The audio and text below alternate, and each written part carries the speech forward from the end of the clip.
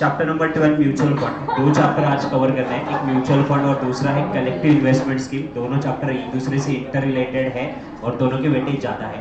12 chapter number 12 आपका जो practical questions है उसके लिए सबसे ज़्यादा इंपॉर्टेंट है। प्रैक्टिकल क्वेश्चन इसमें आते हैं आपको कैलकुलेट करने के लिए। So will start with that. First, introduction. In our economy, the continuous growth, there is a huge amount of wealth creating an opportunity and surface where everywhere. And the mutual fund is professionally managed from the collective investment that pull the money from many investors and invest into the stock, bond, short-term money instrument and other securities. तो सबसे ज़्यादा important क्या है कि investor से mutual fund वाले पैसे क्या करते हैं, पुल करते हैं, सेविंग को पुल करते हैं। नो फंड मैनेजर ये डिसाइड करता है कितने पैसे स्टॉक में इन्वेस्ट करना है, कितना पैसा डेब्ट में डालना है, कितना पैसा बॉन्ड में डालना है, कितना शॉर्ट टर्म के लिए डालना है, कितना लॉन्ग टर्म के लिए डालना है। ये फंड मैनेजर डिसाइड करेगा।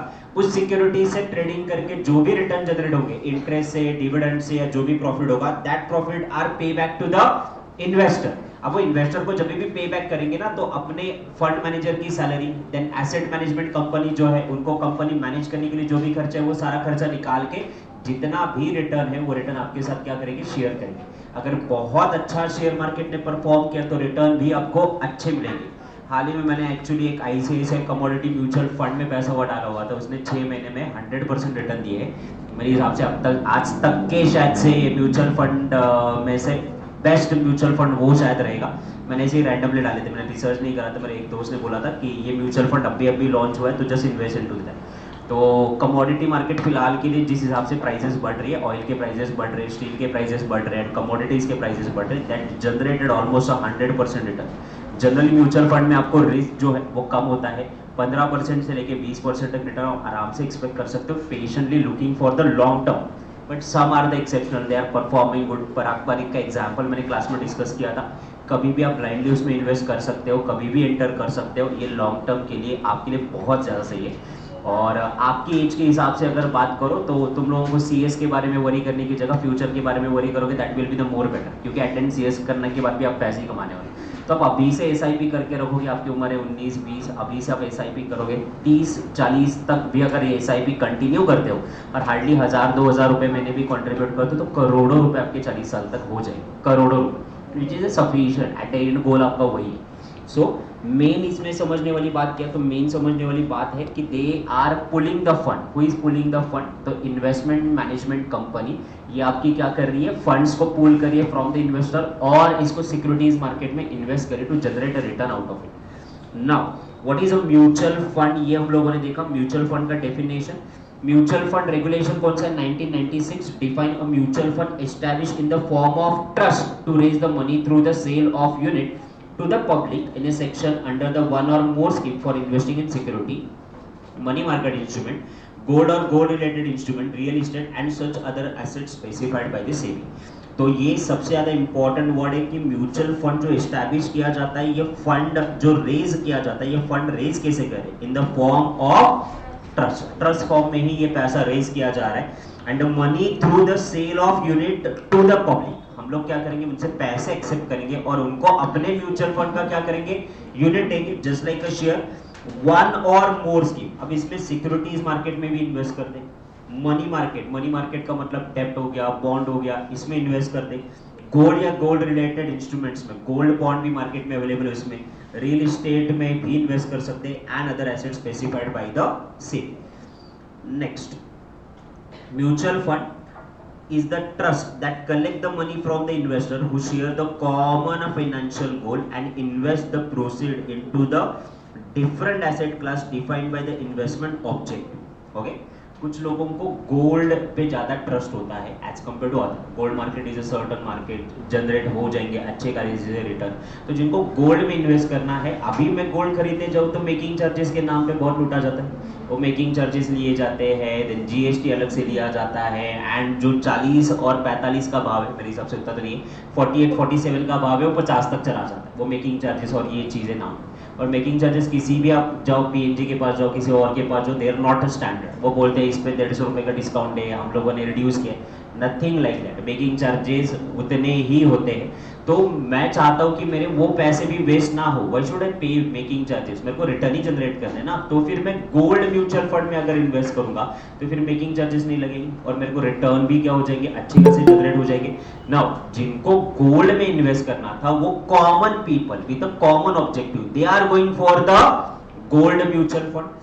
तो उनका फाइनेंशियल गोल क्या है, सेम है सबका, कि गोल्ड में इन्वेस्ट करके गोल्ड से जो रिटर्न जनरेट होंगे, जो गोल्ड की प्राइसेस बढ़ेंगे, उससे मुझे अच्छा खासा रिटर्न मिल जाना चाहिए। तो सारे गोल वाले अलग जाएंगे। सिक्योरिटीज, जिनको इन्फोसिस आईटी कंपनीज में इन्वेस्ट करना है वो सिक्योरिटीज में अलग इन्वेस्ट करेंगे।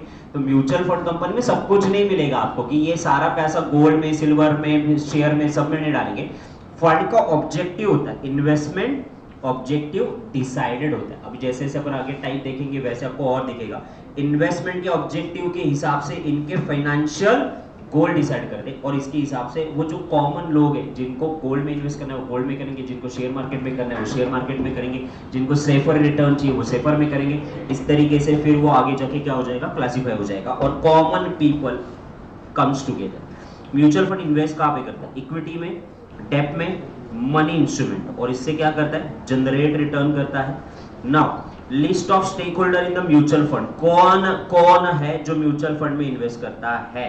तो Indian mutual fund industries follows Reserve Bank of India, then SEBI, SEBI के अलावा there is association of mutual fund of India, ministry of finance, self regulatory organisation, income tax regulation and investor association. ये सब मिला के आपके एक कंप्लीट स्ट्रक्चर बन जाता है म्यूचुअल फंड का। नाउ म्यूचुअल फंड में कौन कौन लोग हैं, mark this one as a important one, these are the 5 contributor. एक होता है स्पॉन्सरर, एक होता है आपका trust and trustee, asset management company, custodian and registered transfer agent.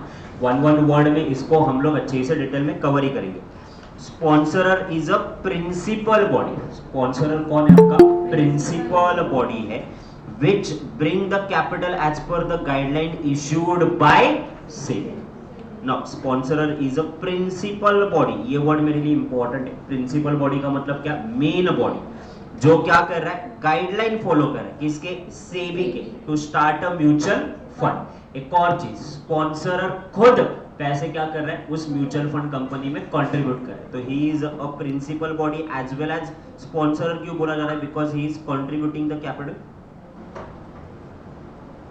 तो ये कैपिटल कंट्रीब्यूट कर रहा है, ये प्रिंसिपल बॉडी है और ये मेक श्योर करेगा कि सेबी गाइडलाइंस क्या हो जाएंगे, फॉलो हो जाएंगे। Trust and trustee, trust is created by sponsor and trustee appointed to manage the operation of trust. Trust create कौन कर रहा है, स्पॉन्सरर ही ट्रस्ट को क्रिएट कर रहे हैं और ट्रस्टी जो है उनका काम है कि ये ट्रस्ट के सारे कामकाज को देखना, ऑपरेशंस को देखना। Trustees job ensure that the fund are managed with a defined objective and investor are protected. आपके जितने भी इन्वेस्टर है उनको प्रोटेक्ट करना काम किसका है, ट्रस्टी का है। उसके अलावा जो आपका ऑब्जेक्टिव है, अगर मेरा ऑब्जेक्टिव कि गोल्ड में पैसा डाल के उससे रिटर्न करवाना है और मैं डाल रहा हूं शेयर में, तो ये तो आपके साथ नाइंसाफी हुई ना, गोल्ड कुछ बोला कर कुछ और है, इन दैट सिचुएशन ये सही नहीं है। तो ट्रस्टी का काम है कि जो फाइनेंशियल गोल बोला गया था उसी में इन्वेस्टमेंट हो रहा है ना, कहीं और जगह पे इन्वेस्ट नहीं हो रहा है ना, ये चेक करना, ये काम किसका है, ट्रस्टी का। Then asset management company AMC manages the fund of investor and return and to free the fund management. Asset management company का काम क्या है, तो एसेट मैनेजमेंट कंपनी जो है इनका एक मैनेजर होता है which is called fund manager. वो डिसीजन लेता है वेयर टू इन्वेस्ट, कब बाय करना है, कब सेल करना है, कैसे रिटर्न जनरेट करने। तो they manage the fund of investor. आपसे आया हुआ हर पैसा ये अपने पास रखेंगे, उसको सही जगह पे सही टाइम पे इन्वेस्ट करके रिटर्न जनरेट करके देंगे। Custodian, custodian asset management company ने जो भी एसेट परचेज किए ना, कैश, गोल्ड या फिर शेयर्स, तो उसको कस्टडी में, सेफ कीपिंग में किसके पास रखा जाता है, तो वो कस्टोडियन के पास रखा जाता है। Custodian is a safe keeping of investor fund, ensure that it would intended for the purpose only. Custodian का पहला काम है कि ये जितने भी एसेट मैनेजमेंट कंपनी ने परचेज किए उसको पहले सेफगार्ड करे और ये उसी पर्पस के लिए इस्तेमाल करो जिस पर्पस के लिए म्यूचुअल फंड को एस्टैब्लिश किया गया। ये कस्टोडियन का काम है। And fifth one, registrar and share transfer agent, RT and ST.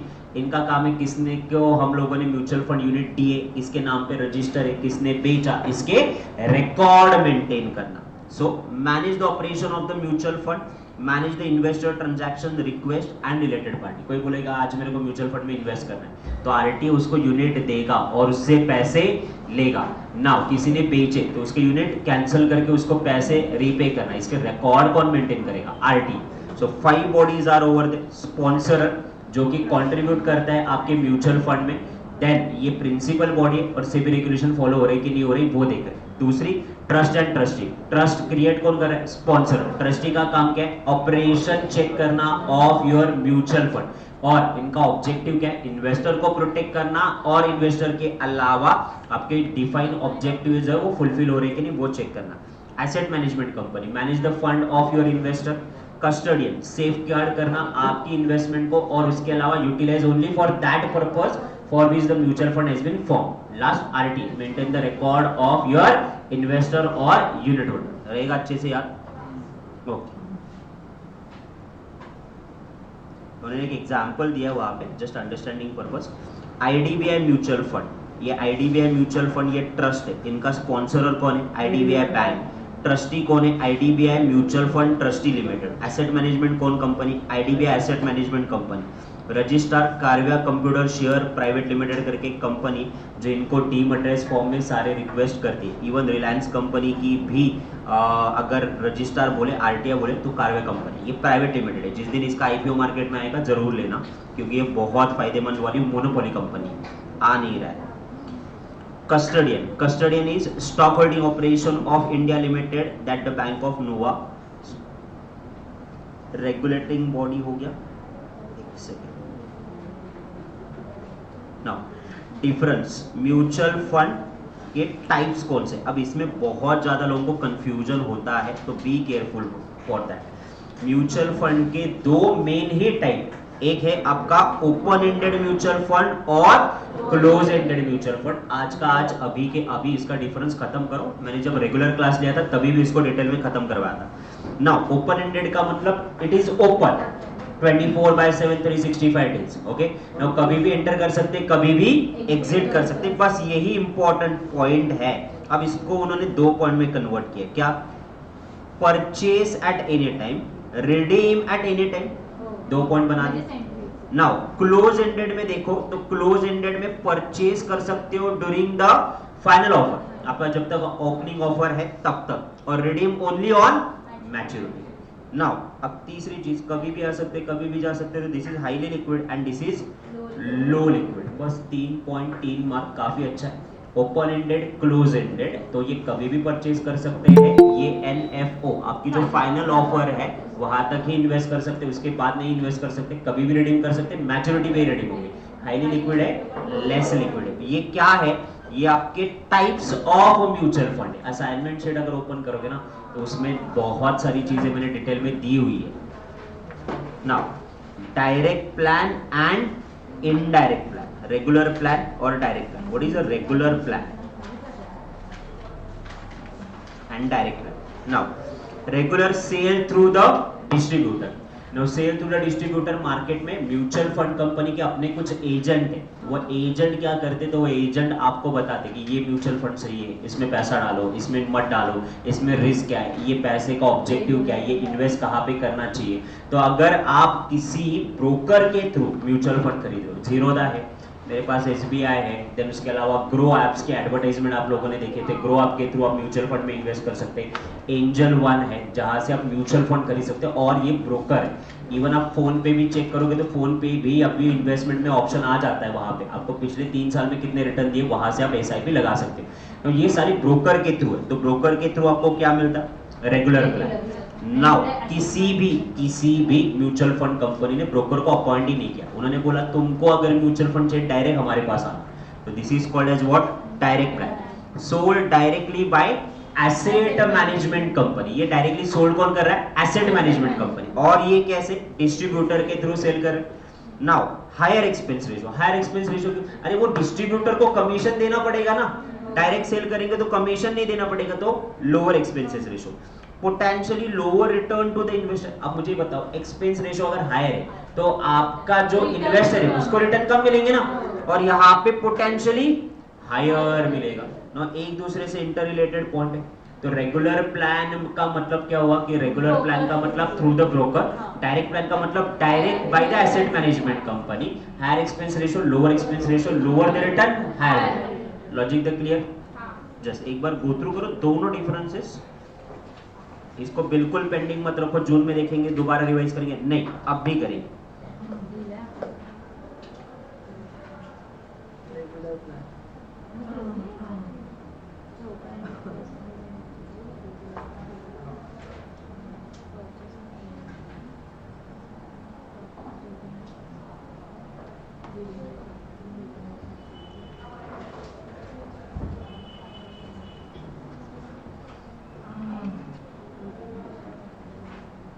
ये पहले एक था, दो कैसे हो गए?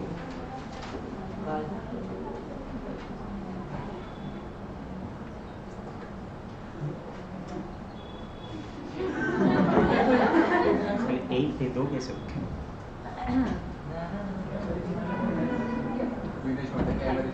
कॅमेरा चेक करा जसे की कॅमेरा नको ते पडत फरकात कशाला? मेरा बैक बहुत पेन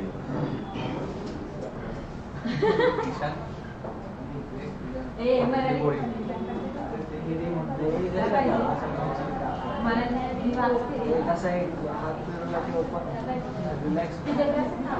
डन हो गया?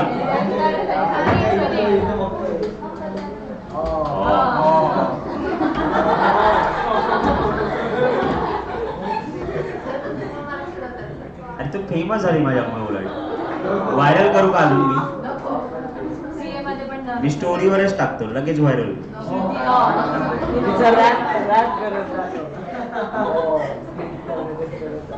इतके दिवस गपचूप लास्ट बेंचवर गपचूप बसायचे, आता किती फेमस झाली, जे नाही ऑनलाईन वाले पण ओळखायला लागले।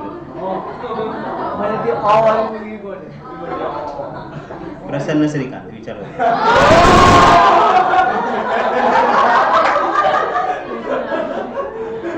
अरे ही इज रियली आस्क्ड मेरा मेरे बैच के नस पे बहुत अच्छा पकड़ है, मेरे को पता किधर का चलता।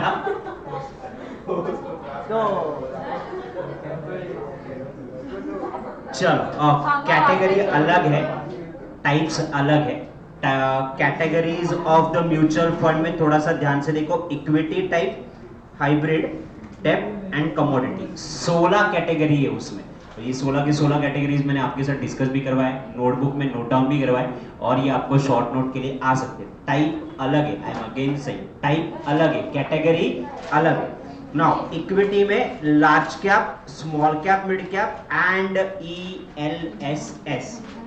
ना थोड़ा ध्यान से समझो, what is a large cap? Nifty 50 के टॉप 50 कंपनी जो आते हैं उसमें जो इन्वेस्ट किया जाता है, which is called as a large cap, जिसमें बड़ी बड़ी कंपनीज आती हैं। बड़ी बड़ी कंपनीज में से सबसे बड़ी कंपनी अगर इंडिया में लिस्टेड कंपनीज में है तो वो HDFC है। सेकंड पे आता है आपका रिलायंस कंपनी, थर्ड पे आपके बाकी आते हैं TCS, then Infosys, then Wipro, ये सारी कंपनी आती है। ये निफ्टी 50 का क्राइटेरिया बदलते रहते हैं। ये इंडिया की टॉप 50 कंपनीज है। निफ्टी 50 की तरह निफ्टी 100 भी आता है, but Nifty 50 is consider as a blindly as a large scale company. इसमें आप आराम से इन्वेस्ट कर सकते, कभी भी एंटर कर सकते, कभी भी एंटर कर सकते। टॉप 10 कंपनीज, चलो निफ्टी 50 छोड़ो, निफ्टी 50 के टॉप 10 कंपनीज का लिस्ट निकालो, गूगल पे मिल जाता है। टॉप निफ्टी 50 के 10 कंपनीज में आज से पैसा इन्वेस्ट करना चालू करो। SIP भी मत लगाओ, वो तो म्यूचुअल फंड वाले एक्सपेंस रेशियो निकालते, तुम लगा के बस बैठ जाओ, मस्त आराम से बैठ जाओ। तुम्हारा पैसा ग्रो नहीं करेगा तो मेरे पास आना, मैं दे दूंगा पैसा। ओके, ऐसा होगा ही नहीं। हाँ, बट अगर पैसा बढ़ा तो मैं तुम्हारे पास फिर मेरे को पैसा दे देना। So the thing is that TCS के रिजल्ट आए अभी 13 तारीख को, TCS के रिजल्ट है।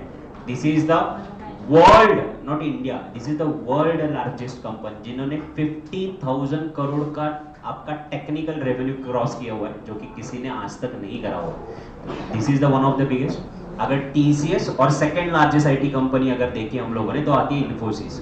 इनमें डिफरेंस देखो, वाइडर गैप देखो कितने का है। इन्फोसिस का टर्नओवर हो रहा है 5,868 करोड़ और इनका कितना है 50,000 करोड़, यानी 10 टाइम्स इन्फोसिस की। यानी second largest and largest company में 10% का गैप है, देन अपन इन्वेस्ट कर सकते हैं इन्फोसिस कंपनी में ब्लाइंडली, क्यों ना ये ग्रो करेंगे। अब ये कंपनी सेकंड लार्जेस्ट है तो बट ऑब्वियसली ग्रो करेगी कि नहीं करेगी, करेगी। कल डाउन हुए थे because of the negative news and Covid वाला फैल रहा है, एक्स वेरिएंट मिले हैं, दिल्ली की टीम मेरे हिसाब से बैन हो रही है, पूरे कोविड हो गए, तो दैट्स ओनली थिंग। और दूसरा ग्लोबली स्टील के प्राइसेस बहुत ज़्यादा वेरीज हुए, तो जिसकी वजह से कल मार्केट गिरा था। स्पेशली उन्होंने ज़्यादा इम्पैक्ट डाला था आईटी सेक्टर, आईटी सेक्टर में एकदम से डाउन आया था, क्योंकि IT sector is the only sector जिसने बहुत सारे रिटर्न्स दिए। कोविड आया तो भी वर्क फ्रॉम होम चल रहा था, काम इनके बंद नहीं हुए, एक्सपेंस उल्टा इनके सेव हो रहे क्योंकि ऑफिस नहीं चल रहा है। इनका ऑफिस काफी लेविश होता है तो उल्टा ऑफिस में खर्चा ज्यादा होता है, घर पे बैठे तो इनका खर्चा हो रहा क्या हो रहा है, कम हो रहा है, प्रॉफिट भी बढ़ रहा है, धंधा भी बढ़ रहा है।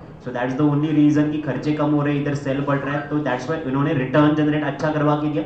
लोगों ने 100-200% रिटर्न निकाले इसमें से ऑलमोस्ट लॉकडाउन में, तो अब उनको क्यों ही फर्क नहीं करता, 200% रिटर्न गए तो अब वो क्या करे, प्रॉफिट बुक करे तो एकदम से शेयर 7-8% से कमाए। 7% से डाउन था शायद इन्फोसिस का, 6%, but it's nothing to worry. वो मैंने बोला कि म्यूचुअल फंड हो, शेयर मार्केट हो, कलेजा होना चाहिए, आप लोगों को जिगरा होना चाहिए बस। वो 6%, इन्फोसिस जैसी अच्छी कंपनी 6% डाउन होती है, तो ये जो small cap and mid cap company ना, ये तो एक एक दिन में 20-20% डाउन हो जाती है, एक ही दिन में 20% का लॉस, फिर खत्म है, तुम रोड पे डायरेक्टली, पापा का फ्लाइंग चप्पल कहाँ डाला था पैसा।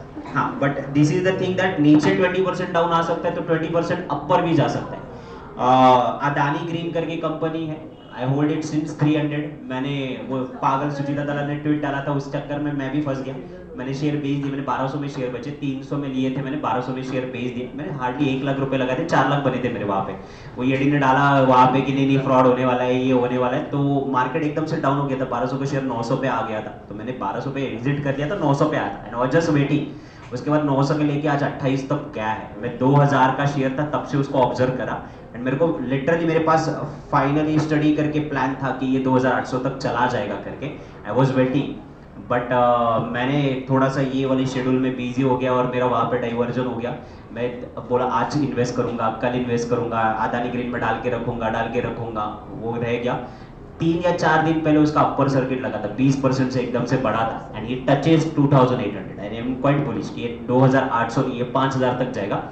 अदानी ग्रीन कंपनी मेरे को एक ही रीजन से पसंद नहीं है, दैट्स द ओनली थिंग कि उनके बहुत कर्ज है, बहुत ज्यादा कर्ज, इवन प्रमोटर भी कर्जे में डूबा हुआ है, that's why what I loves about Adani company is that इसको गवर्नमेंट सपोर्ट है, फुल गवर्नमेंट सपोर्ट है, ब्लाइंडली। ये एक ऐसा चीज था कि ये रास्ते पे भीख मांगने की इनकी नौबत थी, तो इनके आज ये वर्ल्ड आज 6% बन चुके because of the only government support. इनका कोई भी शेयर लो काफी रिस्की लगेगा तो अपर सर्किट लगेंगे, बट एक बार नीचे गिरना चालू होंगे तो लोअर सर्किट, ये सिर्फ 2 ही चीजों में बात करते हैं, एक तो अपर सर्किट या लोअर सर्किट में बात करते हैं। काफी रिस्की है, छोटा मोटा अमाउंट लगा के रखो, आपके पैसे आराम से बढ़ेंगे जब तक नरेंद्र मोदी की सरकार 2024 से पहले उसको इन्वेस्टमेंट को निकाल दे। उसमें से अदानी ग्रीन मेरे को ज्यादा पसंद है because they are working on a green energy and not only on a working on a green energy, they are tremendously good quality work at a in a green energy। India की जितनी भी companies है उसमें से मेरे हिसाब से top most companies में सबसे ज्यादा काम इनके पास है। और अदानी ग्रीन का मेन पार्टनर आता है अजय देवगन। अजय देवगन के पास आप लोग इमेजिन भी नहीं करोगे, राजस्थान का जितना भी रन कच्छ है ना उससे से 75% लैंड इसके पास है, तो कांट इवन इमेजिन, ये पैसे वहां से कमा रहा है। और उसने उन लैंड पे क्या करा है, तो सोलर बिछा के रखे हुए,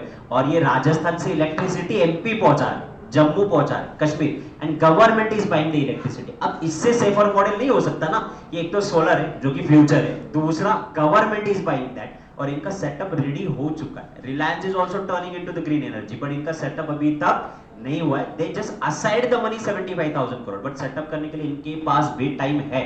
एंड सेकंड, चाहे कांग्रेस की सरकार आने दो, चाहे बीजेपी सरकार आने दो, रिलायंस कंपनी दोनों जगह पे होती है, ये हमेशा है, तो उस पे भी आप पुलिस हमेशा ही रह सकते हो क्योंकि उन्होंने वो सीखा हुआ है। And this political environment matters a lot कि ये कौन से स्टेट में सपोर्ट कर रहा है, कौन सा नहीं हो रहा है। अमेजॉन ने इतना गंदा अटकाया था रिलायंस कंपनी को, द थिंग इज दैट कि रिलायंस कंपनी कुछ नहीं कर पा रही थी फ्यूचर ग्रुप को एक्वायर करते हुए, just because of the government support. पूरी कोर्ट सिस्टम को हिला के रख दिया था, वह अमेजॉन को ऐसे ऐसे ऐसे मुक्की की तरह उस डील से बाहर निकाल के पूरी डील एक्वायर कर ली उन्होंने 40,000 करोड़ की। So that's the only thing, political power matter। Large cap ये आपका टॉप मोस्ट कंपनी होता है। Small cap and mid cap, small cap and mid cap ये थोड़े medium and small cap companies में बहुत ज्यादा वेरिएशन मिलेगा, और वेरिएशन का रीजन है ये शेयर ना सस्ते होते हैं और कम प्राइस पे होते हैं, तो इसमें ट्रेडिंग बहुत वाइडली होती है। 1 रुपए का शेयर, 2 रुपए का शेयर होता है, तो तुम लोग क्या होते हैं, लगा देते हैं 1000 रुपए, 1000 शेयर मिलेंगे। अगर वो 1 का 2 भी हो गया ना तो 100% रिटर्न हो गया ना, आपके 1000 के 2000 हो जाते हैं। तो लोग क्या करते हैं, बाय इन बल्क क्वांटिटीज। तो ये स्मॉल कैप का पावर है कि ये बहुत ज्यादा सस्ते होते हैं, तो ट्रेडिंग ज्यादा होती है, वॉल्यूम इनके ट्रेडेड ज्यादा होते हैं, रिटर्न भी अच्छा कमा के देते हैं। But what is the lacking in that, risky क्यों है, इनकी इंफॉर्मेशन इजीली अवेलेबल नहीं होती है। ओके अब अगर मार्केट में अगर चेक करोगे टीसीएस विप्रो कंपनी से भी रेगुलेशन एप्लीकेबल है, इनका कुछ भी इंफॉर्मेशन प्राइवेट रह ही नहीं रहा है, सारा पब्लिक है। क्वार्टरली रिजल्ट, मंथली रिजल्ट, कितना डिविडेंड दिया, क्या परफॉर्मेंस है, विसल ब्लोइंग, कंप्लेंट्स क्या है, सब कुछ ही बाहर आ रहा है। इनका स्मॉल कंपनी है तो इंफॉर्मेशन उतनी नहीं है। मैंने कल एक कंपनी दिख रही थी कुछ तो सेल और समथिंग, मैंने कल सर्च भी करा, 3,63,000% रिटर्न थे उस कंपनी के within a 6 month, within a 6 month. SEL manufacturing share करके आप ये करो, SEL SEL manufacturing share price करके डाल के देखो, SEL SEL manufacturing share price मिला।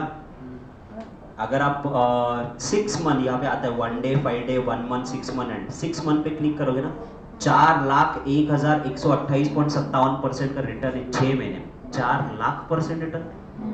इसमें अगर आप चेक करोगे ना, 1 डे पे देखो अपर सर्किट लगा हुआ है 5% पे अभी, 5 दिन का देखो एकदम ऐसे सेमी वेरिएबल कॉस्ट की तरह चल रहा है, ये अपर सर्किट वाला चीज है, like upper circuit upper circuit upper circuit है।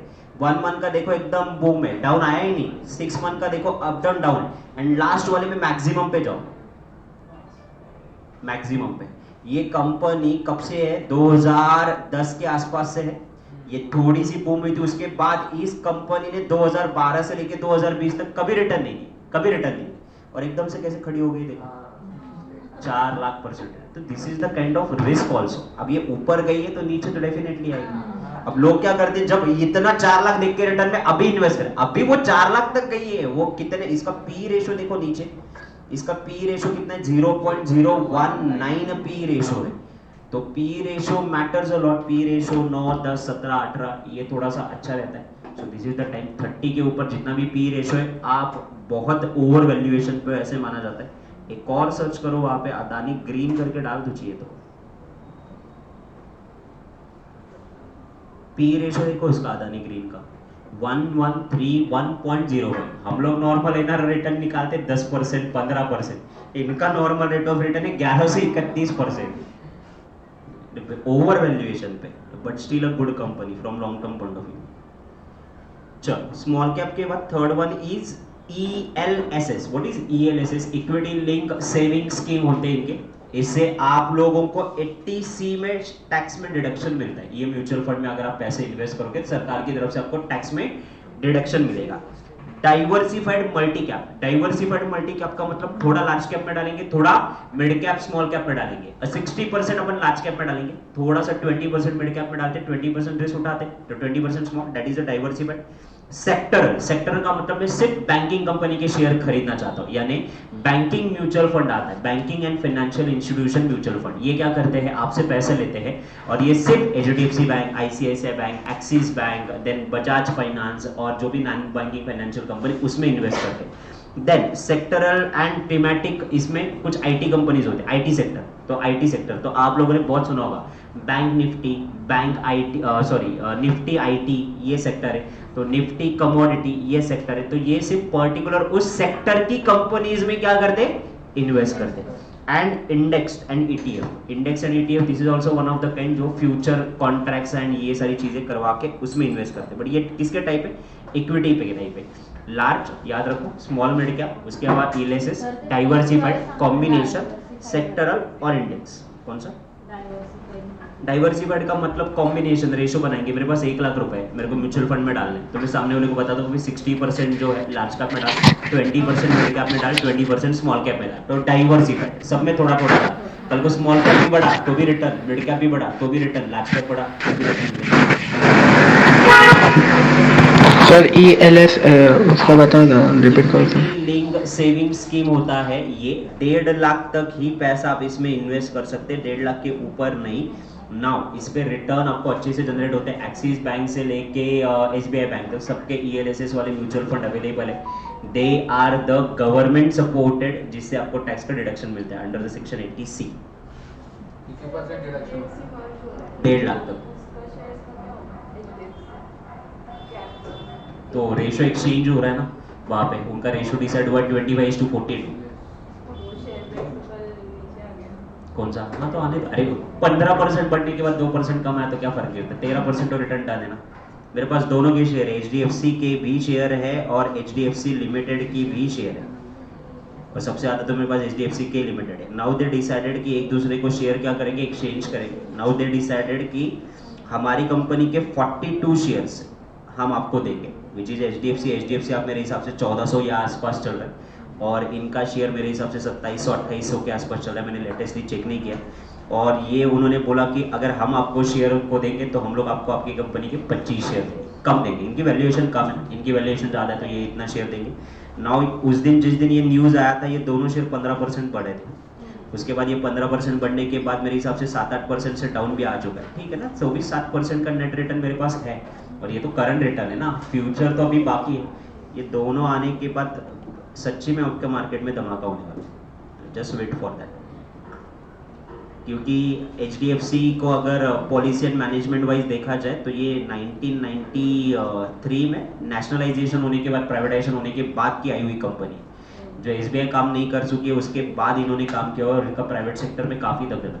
अब देखो सबसे ज़्यादा ऑफर है जोमेटो से लेके अब ऑनलाइन मूवीज़, ऑनलाइन बुक माई शो, कहाँ तक, जब सबसे ज़्यादा ऑफर इनके होते हैं। इनके क्रेडिट कार्ड है, इनके लोन्स एंड एडवांसेस है, इनके पास हाउसिंग डेवलपमेंट का सबसे बड़ा है। ये लोग 1 घर 2 घर 3 घर ऐसे फाइनेंस करते ही नहीं, ये डायरेक्ट बिल्डर को उठाते हैं। कौन सा खोलते पाटिल बिल्डर है ना, कितने फ्लैट है तेरे इसमें? 600 फ्लैट है। ये 600 फ्लैट का स्कीम का जिसको जिसको कर्जा चाहिए ना, हम लोग नीचे टेबल डाल के ऑफिस बैठे, जिसको कर्जा चाहिए 15 मिनट में कर्जा देंगे। बिल्डर को उसके बदले में कमीशन मिलेगा, पूरा पूरा प्रोजेक्ट 600 फ्लैट का लोन देते हैं ये एट ए टाइम, 1-2 फ्लैट का देते नहीं बैठे। इनके पास फाइल नहीं आती, लोग इनके पास भाग के जाते हैं कि जल्दी से 15 मिनट में लोन हो जाए, मेरा बाहर गई लोन नहीं हो रहा है। So the thing is that इनके पास सबसे ज्यादा वाइडर बिजनेस है, और सबसे बढ़िया अगर कोई बिजनेस है तो उनका HDFC लिमिटेड हाउसिंग डेवलपमेंट, उनका नाम ही है housing development corporation.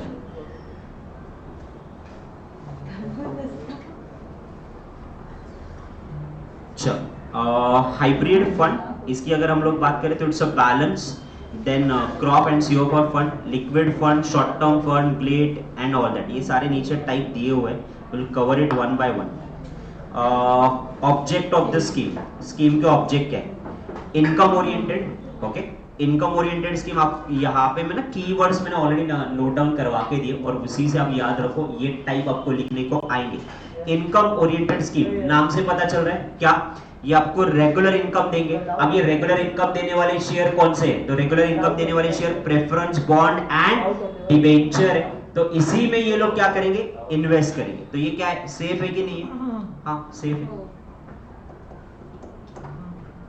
Done. Growth oriented scheme, इससे क्या पता चल रहा है कि ये ग्रोथ में इंटरेस्टेड, तो इनका ऑब्जेक्ट क्या है? Capital appreciation. तो इन्वेस्ट कहां पे करेंगे? इक्विटी में। तो इसमें हाई रिस्क हाई रिटर्न वाला फंड है, ओके। कुछ लोग रहेंगे ना, सर थोड़ा रिस्क लेंगे, थोड़ा रेगुलर चाहिए, हाइब्रिड कॉम्बो। तो इसमें थोड़ा प्रेफरेंस में भी इन्वेस्ट करेंगे, थोड़ा इक्विटी में भी इन्वेस्ट करेंगे।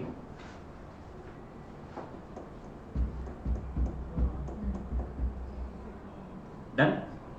चलो ये पहले तीनों याद रखो, income oriented, growth oriented and hybrid. Income oriented, regular income, invest into preference shares, debentures. Then growth oriented, invest interested in capital appreciation, invest in equity, higher risk higher the return. Hybrid scheme और combination, जहां पे balance growth होता है, दोनों जगह पे invest किया जाता है, रेगुलर इनकम में भी और कैपिटल एप्रिसिएशन, ये दोनों गोल है। तो प्रेफरेंस में भी इन्वेस्ट किया जाता है, इक्विटी में भी इन्वेस्ट किया जाता है, बॉन्ड्स में भी इन्वेस्ट किया जाता है। हाई ग्रोथ स्कीम, अदानी सबसे best example. Higher the risk higher the volatility, upper circuit upper circuit upper circuit, वरना डाउन। नहीं तो ये सेल वाली कंपनी, ऐसी कंपनी में पैसा लगा के रखो अगर दमखम रखते तो।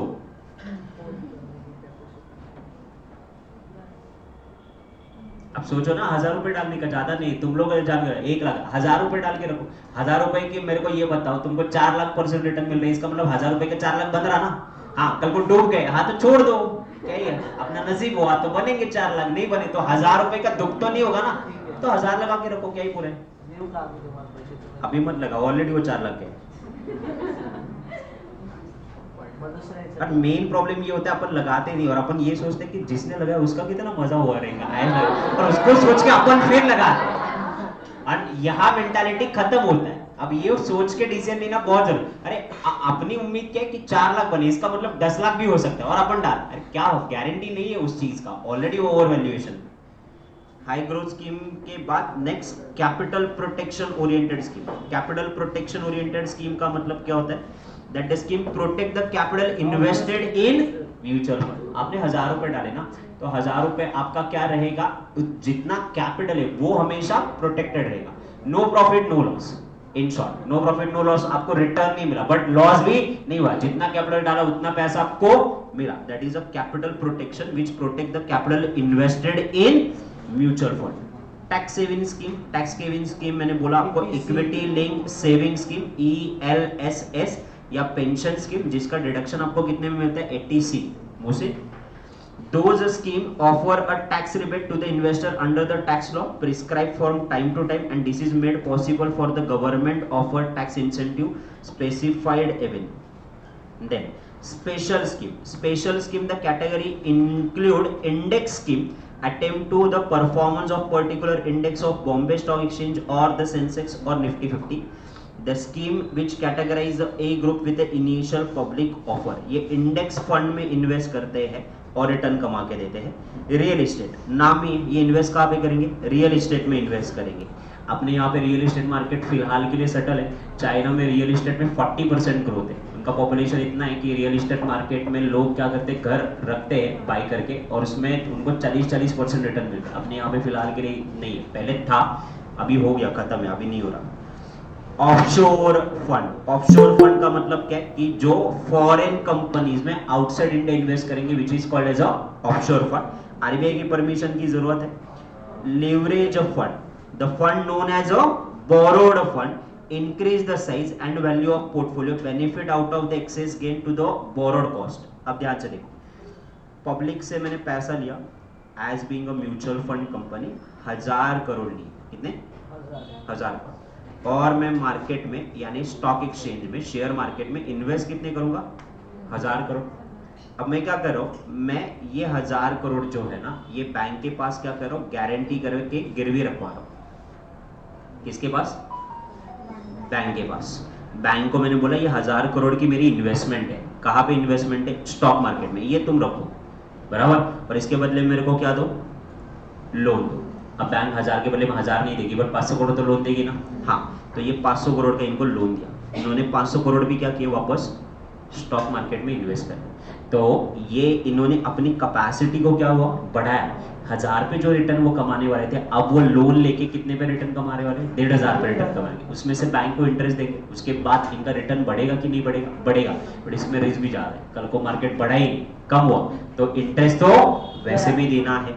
So this is what borrowed fund, leverage fund, FM में भी पढ़ चुके, this is called borrowed fund. ये क्या करे, अपने फंड की साइज बढ़ा रहे। मेरी फंड की साइज थी कितनी, 1000 करोड़ की थी, मैंने कर्जा लेके उसको कितना करा, 1500 करोड़ करा, तो 50% कैपेसिटी बढ़ाई कि नहीं बढ़ाई, बढ़ाई। The value of the portfolio बढ़ाई कि नहीं बढ़ाई, बढ़ाई। The benefit to the what member, excess gain over the borrowed cost, bank का इंटरेस्ट देने के बाद जितना भी गेन होगा वो अपन सब शेयर होल्डर में बांटेंगे। So speculative trading and very risky investment। Hedge fund, hedge fund employ into the speculative trading, buy the share whose price likely to rise और sell the share who like to share। hedging का मतलब ये सिर्फ by करेंगे, cell करेंगे, वो by वही share करेंगे जिसका प्राइस बढ़ने वाला है, और वही शेयर सेल करेंगे जिसका गिरने वाला है। That is called hedging। Fund of fund, एक म्यूचुअल फंड कंपनी दूसरी म्यूचुअल फंड कंपनी में इन्वेस्ट करती है, that is called fund of fund, but this is not active in India. New direction fund, अब ग्रीन एनर्जी आ रहा है, which is a new direction. New IT technologies आ रहे हैं, this is a new direction. तो this is a scientific and technological research जो है ना, उस पे जो आप इन्वेस्ट करते हो, this is called as what, new direction fund. Exchange trade fund, New variety of mutual fund introduced in 1993. ETF are described as a tax efficient. इसका भी tax deduction मिलता है. Traditional and recent smaller distribution and tax capital gain on a mutual fund. Money market mutual fund. ये government securities में invest करता है, money market में. यानी कि इसमें commercial paper, government treasury bill, इसमें इन्वेस्ट करता है. बॉन्ड्स में ज्यादातर वो बॉन्ड्स गवर्नमेंट के होते हैं. एंड इंफ्रास्ट्रक्चर डेब्ट फंड इनटू द डेब्ट ऑफ द कंपनीज. इंफ्रास्ट्रक्चर, अब ये नितिन गडकरी जो हाईवे प्रोजेक्ट्स बना रहे हैं ना, इसका पैसा उन्होंने लोगों से डेब्ट करके दिया हुआ है. काम भी उनका जल्दी हुआ तो कॉस्ट भी रिड्यूस हुआ. अब ये कुछ सालों बाद ये लोन क्या करेंगे, रीपे करेंगे, तब तक इनको क्या करें, इंटरेस्ट पे करें.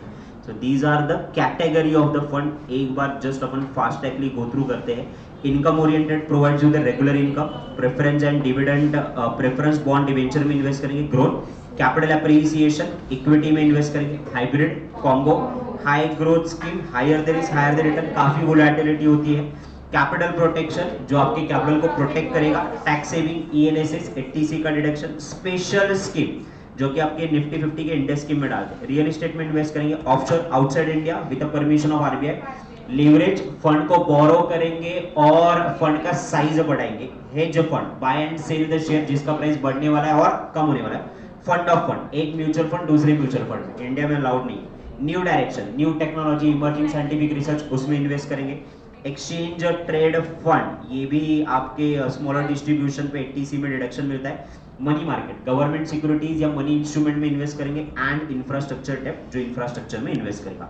एडवांटेजेस क्या म्यूचुअल फंड में इन्वेस्ट करने के? प्रोफेशनल मैनेजमेंट, ये जितने भी आपके एडवाइजर है ये प्रोफेशनली क्या है, मैनेज है. या इधर एक तो कंपनी सेक्रेटरी है, कॉस्ट मैनेजमेंट है, या चार्टर्ड अकाउंटेंट है, फाइनेंस का अच्छा खासा दमखम रखते हैं, पिछले 20-20 साल से मार्केट में है, तो इनको एक्सपीरियंस है. रिसेशन, डिप्रेशन, इकोनॉमी, इन पे बहुत अच्छा स्टडी है. तो they are the professional management.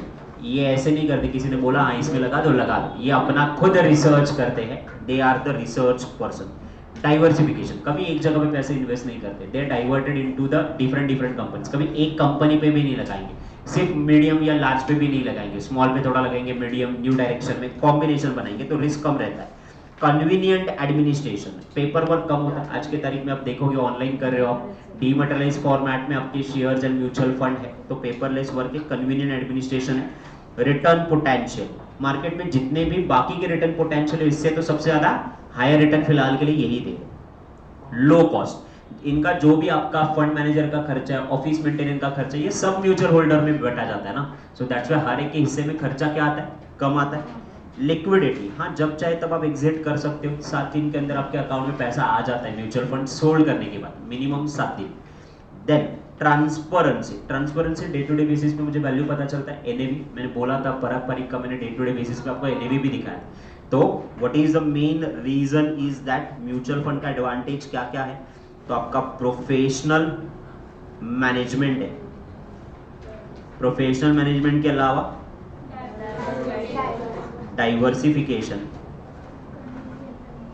Diversification के अलावा लिक्विडिटी के अलावा ट्रांसपेरेंसी के बाद लो कॉस्ट, और लो कॉस्ट के साथ रिटर्न ऑन इन्वेस्टमेंट, और कुछ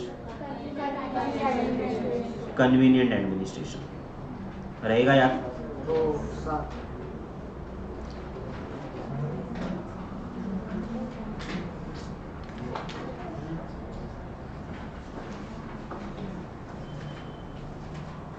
देन 5 कॉन्स्टिट्यूशन ऊपर ऑलरेडी देख चुके हैं, वापस दोबारा देख रहे हैं अपन. Sponsorer is a influencer of the investor who create a demand for security because of their positive outlook. Sponsorer bring a capital, ये हम लोगों ने देखा हुआ है. Yes, they create a mutual fund trust. Yes, they set up asset management company. Yes, sponsorer क्या होना चाहिए, रजिस्टर होना चाहिए, और उसका एटलीस्ट कैपिटल कितना होना चाहिए, 40%. जितना आपका फंड है उसमें से 40% वैल्यू इस बंदे का होना चाहिए. तो ये प्रिंसिपल बॉडी है, सेबी रेगुलेशन फॉलो करता है, कैपिटल कंट्रीब्यूट करता है. कैपिटल कंट्रीब्यूट के अलावा ट्रस्टी को अपॉइंट करता है, ट्रस्ट एस्टैब्लिश करता है, और ट्रस्ट के साथ ये कैपिटल में कंट्रीब्यूट कितना करता है, 40% minimum. Asset management company, a company invests the client pool fund into the securities that much declared a financial objective. The asset management company provide investor more diversification and investing option that will themselves. The asset management company has the fund and pension plan. These companies can earn by charging a service fee and commission to their client. तो ये क्या है, इनको financial objective पता है, उसके हिसाब से पुल किए हुए फंड वो लोग क्या करते हैं, एक जगह पे इन्वेस्ट करते हैं. तो ये इन्वेस्ट के साथ साथ डाइवर्सिफिकेशन भी करते हैं और उसके बदले में जो फी चार्ज करते हैं.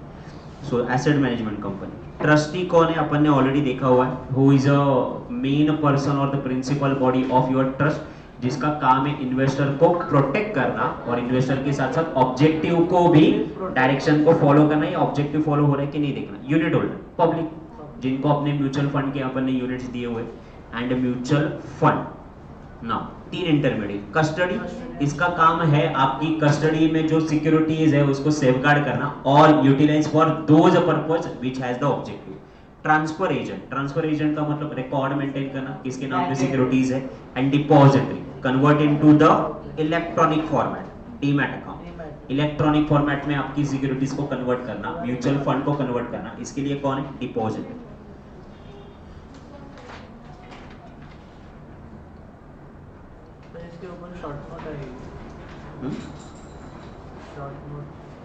हाँ, आपको शॉर्ट नोट आएगा. टाइप्स ऑफ म्यूचुअल फंड कितना है, तो अपन लिखोगे open ended, close ended. Categories पूछा तो income oriented, growth oriented, hybrid, then high capital appreciation, then ETF है, देन ऑफशोर फंड है, रियल एस्टेट है, वो आप लिख सकते हो वहां पे.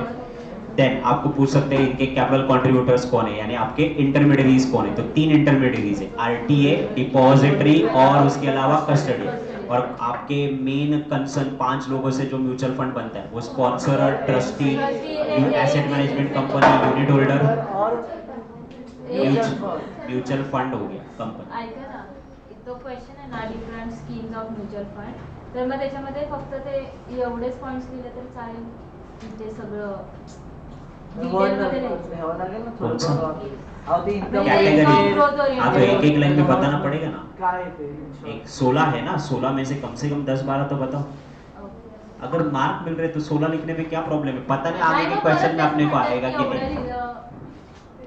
त्याचं तो इन्कम ओरिएंटेड सी. काय आहे ते दिलेलं. आप जितना भी लिखोगे उतना कम है. मैंने पहले ही बोला था, EPCL का पेपर हो गया, सिक्योरिटीज का पेपर हो गया, बस जितना है. आपको लग रहा है कि ये क्वेश्चन में मैं फुल मार्क लेके आ सकता हूँ तो जी जान लगा. और नेक्स्ट वाले क्वेश्चन में मेरे को कितने मार्क मिलेंगे जो मेरे को आ ही नहीं है, मेरे को पता है क्या नहीं. तो जो आ रहा है उसको तो अच्छे से लिखो. अपन जो आ रहा है वो भी अच्छे से नहीं लिखेंगे, जो नहीं आ रहा है वो भी नहीं लिखेंगे और नीचे आ जाए. तो रिस्ट्रिक्शन मत डालो वहां पे. द थिंग इज दैट अगर ये मेरा क्वेश्चन का आंसर मुझे पूरा पता है तो पूरा लिख के आओ, पूरी जान लगा के आओ कि ये मेरा बेस्टेस्ट आंसर है, ताकि मार्क कट करने की गुंजाइश ना मिले. अपन वहां पे भी रिस्ट्रिक्शन करके 16 की जगह क्या करके आएंगे, 12 लिख के आएंगे, थोड़ा लेजीनेस की वजह से. तो वहां पे भी मार्क कट करेंगे और जो नहीं आ रहा है उसमें भी मार्क कट करके आएंगे. तो वैसे मत.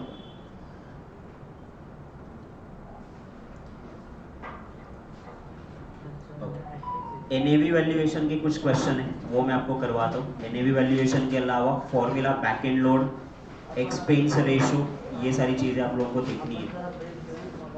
चुप है, break your take you take नाही. आयुष्याला ब्रेक लागेल, चुप बस.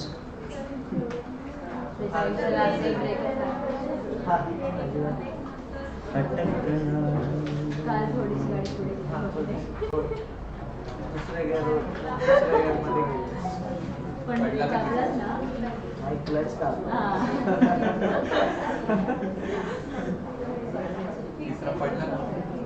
नाहीच.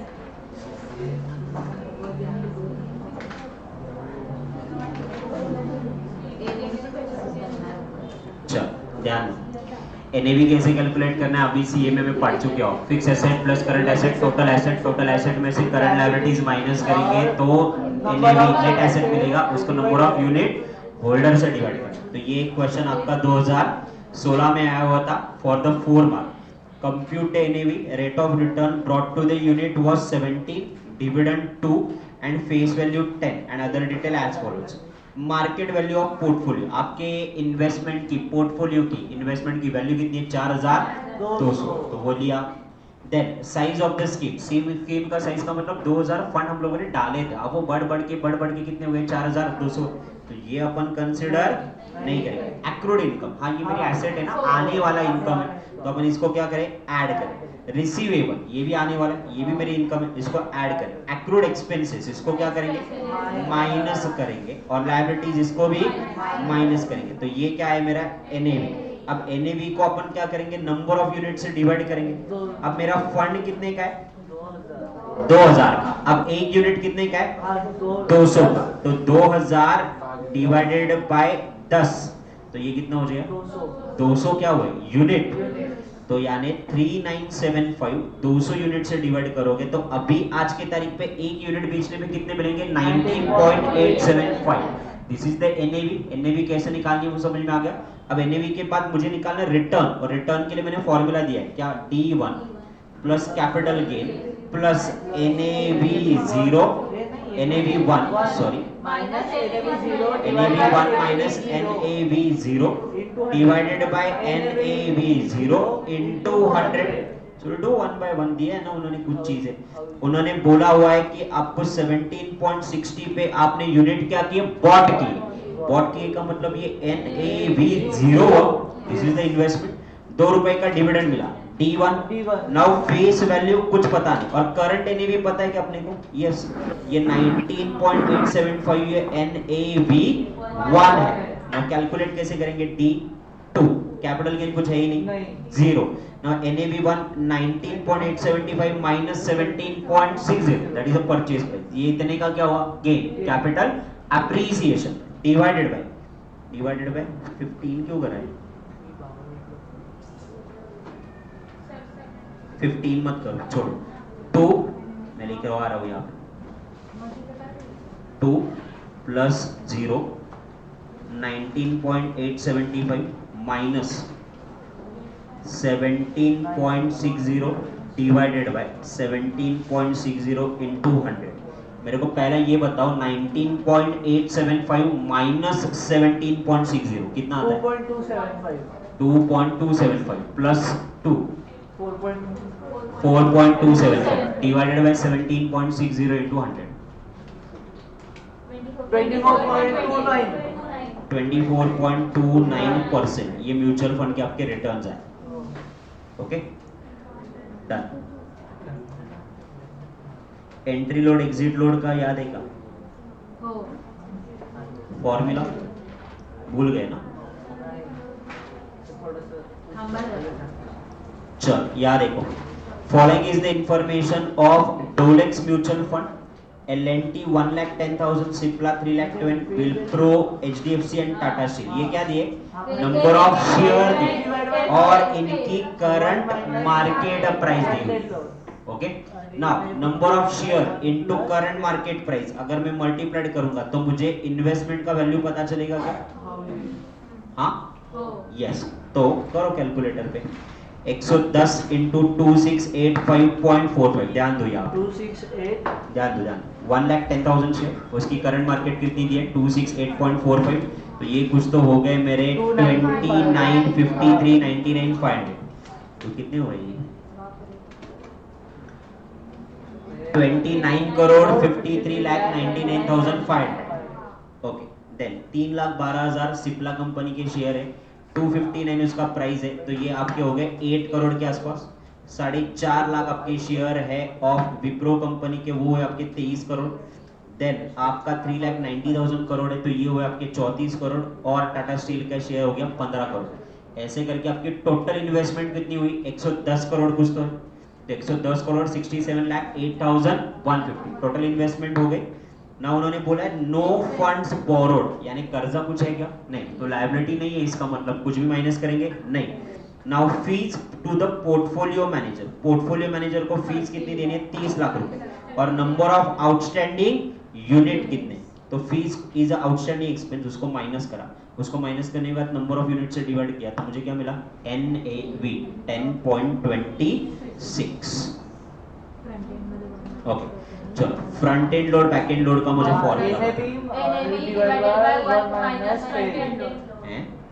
रुको, हाँ बोलो, NAV divided by NAV divided by 1 minus front end load, fail क्या fail 1 minus front end load, आणि Redemption.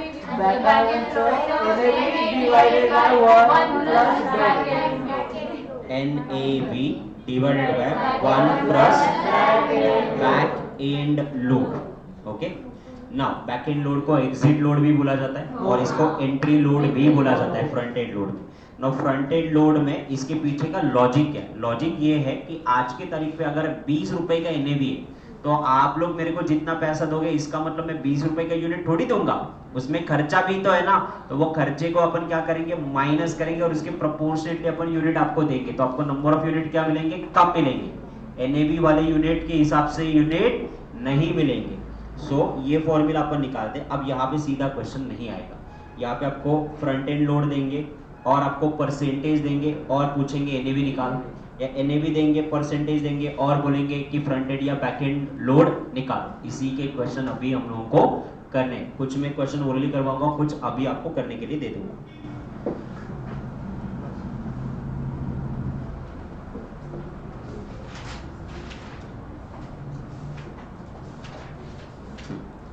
क्वेश्चन नंबर 33, जून 2017, 4 में से 4 लेके आओ, तुम्हारा ही फायदा है।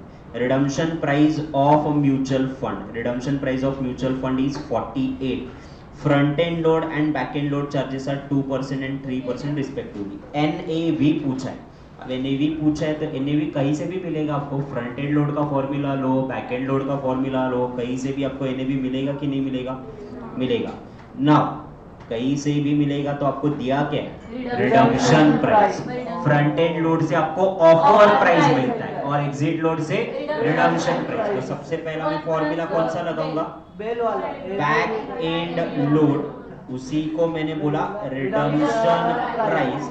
इससे मुझे पता चलेगा तो NAV divided by 1 plus back end load. Now इसका परसेंटेज दिया 2% एंड 3%। तो 2% क्या है, फ्रंट एंड लोड, और बैक एंड लोड 3%। तो 3% तो 3 divided by 100 is equal to NAV पता नहीं है, एज इट इज ही रखो, 1 प्लस बैक एंड लोड, तो ये कितना 0.03 बराबर। कैसे करूं, नाही हां बरोबर आता रिडम्पशन प्राइस ये प्राइस आपको दिया हुआ है कितना, 48। ना ये इसको मल्टीप्लाइड होगा क्या, हाँ तो मल्टीप्लाइड होगा तो NAV कितना आएगा, 49.44 आया क्या। अब इन्होंने पूरी रामायण दिखाई है, कुछ भी जरूरत नहीं है वहां पे, ये डायरेक्टली कैलकुलेशन करके आ जाता है। ये आपको दिया हुआ था 1.3 से मल्टीप्लाइड हुआ, NAV आया 49.44। एक और आंसर पूछा है, पब्लिक ऑफर प्राइस कितना होगा, हाँ तो निकाल सकते हैं ना, एक ध्यान से देखो, public offer price, NAV divided by 1 minus public offer price. Now public offer price is NAV divided by 1 minus front end load. Public offer price पता नहीं बट NAV पता है ना इस बार कितना, 49.44 डिवाइडेड बाय 1 माइनस 2% तो 0.02। तो 49.44 डिवाइडेड बाय 0.98 कितना आ गया, 50.44। कर सकते हैं आराम से, डन। 4 मार्क ऐसे करोगे ना। अब कुछ लोग क्या करते हैं, ये 4 मार्क में भी गवा के आते हैं, पूरा सॉल्व करके क्या फॉर्मूला नहीं लिखते, डायरेक्ट कैलकुलेशन करके। अरे फॉर्मूला लिखो, समझाओ उसको कहाँ से आया, तुमको फॉर्मूला पता है, एग्जामिनर को नहीं पता है, तो कैलकुलेशन दिखाना जरूरी है। और वहाँ एटीट्यूड मत झाड़ो, तो काय को एग्जामिनर बना, तेरे को फॉर्मूला नहीं पता तो ये निकल, ज्यादा एटीट्यूड निकलना है।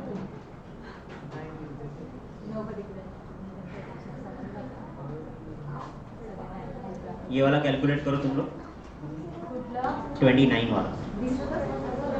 सर प्लीज काय कशाला हे आहे ना पुस्तकात नाही है, ये पास्ट एग्जामिनेशन क्वेश्चन में से है।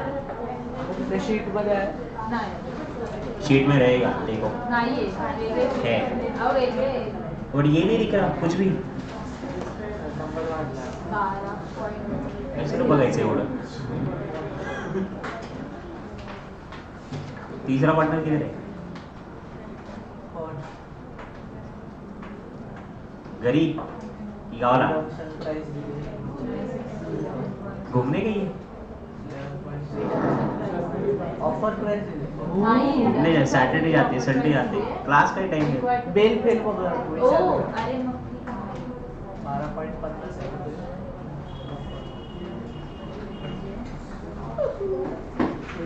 आज इवनिंग को मैं सिक्योरिटीज लॉ के अलावा इसके पेपर्स सीएमए के पेपर जितने भी एमसीक्यू पास्ट एग्जामिनेशन पेपर्स है ना वो मैं भिजवा रहा हूँ, स्पेशली सीएमए वाले. अब सीएमए वाले पेपर क्या करो आप लोग सॉल्व करना चालू करो. पूरा रिवीजन हो गया ना सीएमए का, तो आप क्या कर सकते हो, तो आप ये करो कि आप वापस उसको सॉल्व करना चालू करो. 100 एमसीक्यू डेली टारगेट रखो, 50 एमसीक्यू. ओके, तो 2 दिन में आपके एक पेपर हो जाएंगे. उससे पता चलेगा अभी तक कितने और एफर्ट लगाने की जरूरत है. अपने एमसीक्यू बंद रहे कि नहीं बंद रहे, उसके आंसर्स भी मैं आपको प्रोवाइड कर दूंगा. एक आध डाउट है तो मेरे को भेजो, मैं आपको क्लियर करवा दूंगा. 0.03 आले का बेल. हो पण क्या 0.03? अच्छा हो. वो बैक एंड लोड. हा हाँ बेल अरे सिग्मा कितना है? 4 है. नाही थांबा ना जरा आता तुम्ही. थांबा एक मिनिट. सेकंड का आंसर. अहो थांबा. हाँ बराबर है.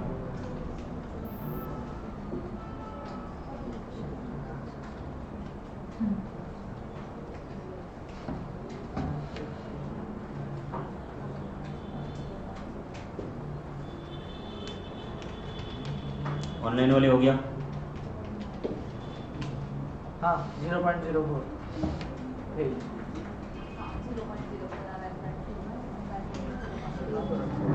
क्या दिया हुआ था आपको? एनएवी दिया हुआ था ना इस बार. 12% का एनएवी आपको दिया गया था. ओके, रिडम्पशन प्राइस दिया गया था. तो आप लोगों ने क्या किया? रिडम्पशन प्राइस 11.65, एनएवी 12, 1 माइनस बेल. ये आपको पता नहीं था, तो अपने इक्वेशन को रिजॉल्व कराना. इक्वेशन को कैसे रिजॉल्व किया? 11.65 minus 11.65 bell is equal to 12. और 12 में से 11.65 गया तो बचा कितना? 0.35 इज इक्वल टू 11.65 बेल. बराबर. नाउ ये इसको डिवाइड करेगा ना, बेल डिवाइड करेगा ना, तो bell is equal to 0.35 divide by 11.65, तो वो पॉइंट में आएगा. कितना है? 0.03. 03. That is 3%. 3%. आया कि नहीं आया ऑनलाइन वाले? हो. मेरे को समझ में नहीं आएगा, रिप्लाई नहीं देंगे, तो मेरे को लगा meeting. Yes, sir. Back end load. अब बैक एंड लोड भी वैसे ही निकालोगे. हो. तो बैक एंड लोड में आपको कौन सा प्राइस दिया? Public offer price. कितना है? 12.5. अब ये लॉजिक लगाओ ना, थियोरेटिकली जिनको समझ में नहीं आता है. आपकी एनएवी की प्राइस कितनी आज के तारीख पे? 12. अगर आप इन्वेस्ट करने जाओगे तो आपसे लेंगे कितने? 12.5. इसका मतलब 50 में से खर्च होंगे तब जाके 12 का यूनिट दे पाएंगे. तो लेते वक्त ज्यादा लेंगे ना, दैट्स व्हाई वो क्या हो रहा है? माइनस हो रहा है, डिवाइड करके ज्यादा पैसे ले रहे हैं. और रिडम्पशन पे आपको पैसे कम करके दे देंगे. ना बैक एंड लोड ये आ ही गया ना. हो. 4. झालं ना 4. ठीक है, चलो ये वाला 27 करो. काय एनएवी आणि बेल विचार. हे केलं ना. ऑफर प्राइस मध्ये काय सेम आहे? ही था क्या? ये भी सेम था. देखो क्वेश्चन तक सेम हो रहे. कितनी बार रिपीट हुआ है? 2010 में, 2014 में, 2018 में. अरे मग म्हणजे तो तेच एक. सांगितले. बेलची अमाउंट दिली असते, ऑफर प्राइस काय काय विचारलंय. नहीं सेम है. अरे म्हणजे okay. Theoretical x right price, इसका फॉर्मूला मैंने लिख के दे दिया आपको. थियोरेटिकल एक्स राइट प्राइस क्या फॉर्मूला इसका?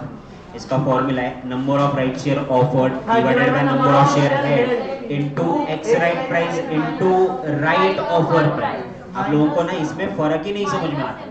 इनका एक्स राइट प्राइस जो है, अरे यहाँ मल्टीप्लाइड बोला, एक्स राइट प्राइस जो है वो एक्स राइट प्राइस और राइट ऑफर प्राइस इसमें फर्क है, तो वो ध्यान से समझो. एक्स राइट यानी राइट होने के बाद आपका प्राइस क्या होगा, और ये शेयर आपको अभी कितने में मिल रहा है, विच इज अ राइट. तो यहाँ पे क्वेश्चन देखो, नंबर ऑफ राइट ऑफर्ड कितने? आपको 6000 राइट दिए. आपके पास शेयर कितना है? 3000. एक्स राइट प्राइस कितना है? 32. और राइट कितना दिया है? 25. तो कैसे करोगे? 6000 divided by 3000 into bracket x right price 32 minus 25. अब पहले ये रिजॉल्व करो. 7 इनटू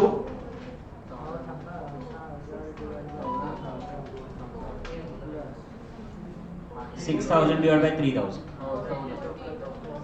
हाँ 14 आहे 14 हो 7 जुने 24.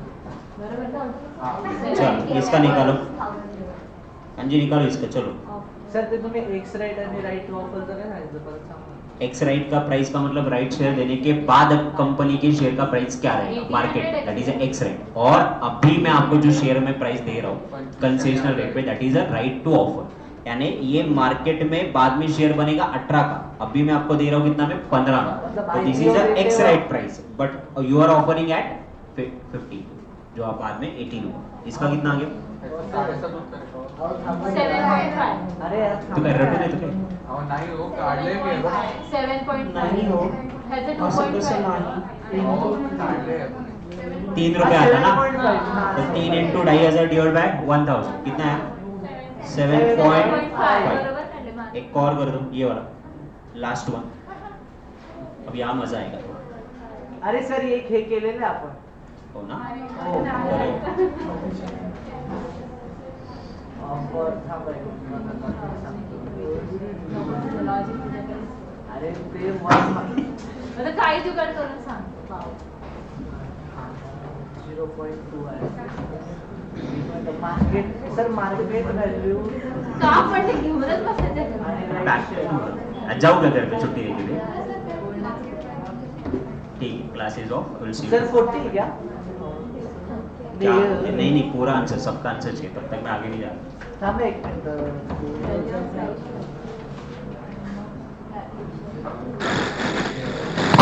24. हम्म,